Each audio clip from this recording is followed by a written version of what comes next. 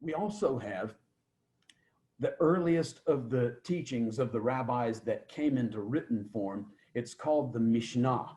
Mishnah in Hebrew comes from a root of 3 letters, which most words derive from roots of 3 letters, and that is the SH, all one letter in Hebrew, the N, and then the H at the end. SH, N, and H, Shana.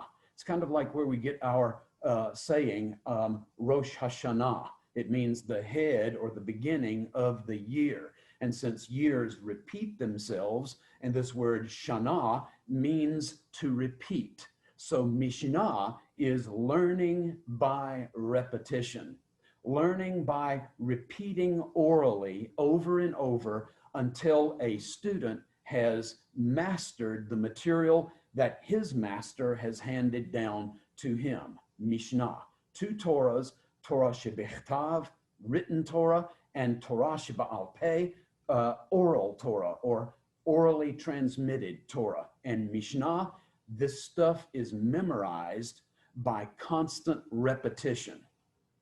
In the Mishnah, we hear get more information about this world of orality, this world of oral transmission, this world of memorization, if you will. Memorization by means of constant repetition. In Mishnah Eduyot, we hear about the great Rabbi Hillel, who was the leader of the Sanhedrin in the generation that saw the birth of Jesus. Hillel says, 1 hin of drawn water renders a mikveh, a ritual immersion pool, what we would call a baptismal pool, ritually unfit. Now, the people who are talking about this saying of Hillel, this teaching of Hillel, make this comment. We're speaking of using the word hin only because a man must use the manner of speaking of his teacher. What are we meaning by this? Well, evidently, at the time that the Mishnah was written, the word hin, which is a liquid measure, kind of like we would say a gallon or a liter, had passed out of usage. This is somewhere around 100 to 200 years. And so just in the same way that English words pass in and out of the language or stay within the language and change meaning, this word hin, a liquid measure, let's just call it a liter, has fallen out of usage. And yet these later generations are required to quote the earlier authority using exactly the same language that that authority used when originally giving his authoritative teaching. And only then can these later generations update the language, explain what those words mean before moving on into more material. The next text in Avot chapter 3. He who forgets 1 word of his study, this constant repetition, learning by repetition, he who forgets 1 word of his study, the scripture reckons it to him as though he was guilty against his own soul. Basically meaning he had committed practically the unpardonable sin. Mishnah Avot chapter 6.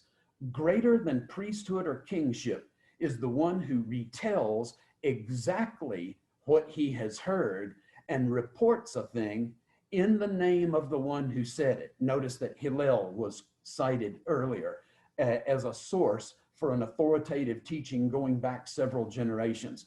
Here we're told that the person is to be extolled and to be held in high honor, even above a priest or above even a king, if he's able to quote exactly what he learned from former generations, from his master, learned from this material that is handed down orally and then memorized by constant repetition. He who retells exactly what he has heard, not paraphrase, not update, but rather using the exact language of the teacher, is retelling exactly what he had heard, almost like an audio tape, almost like a videotape, reproducing exactly what has been heard. Here another, and reports the thing in the name of the one who said it. In other words, does not get his authorities confused. Doesn't confuse a saying of, for example, Shammai with something that was said by Hillel. And so you've got to not only keep the wording straight, you've also got to keep the source straight as well. Mishnah votes chapter 6 again. He who tells a thing in the name of he who said it brings deliverance to the world. You're actually performing practically what constitutes an act of redemption if you're able to accurately remember and accurately transmit in the name of the person who gave that ruling or gave that authoritative teaching. Consider another one in the Babylonian Talmud, Talmud Bavli, the TB there at the in the middle of the slide, Sanhedrin, page 99b. Rabbi Akiva says, sing it every day. And the gloss, or the interpretation of what this early sage said, is, in other words, you should review your studies like a song that a person sings over and over and over. In other words, constant review and constant study.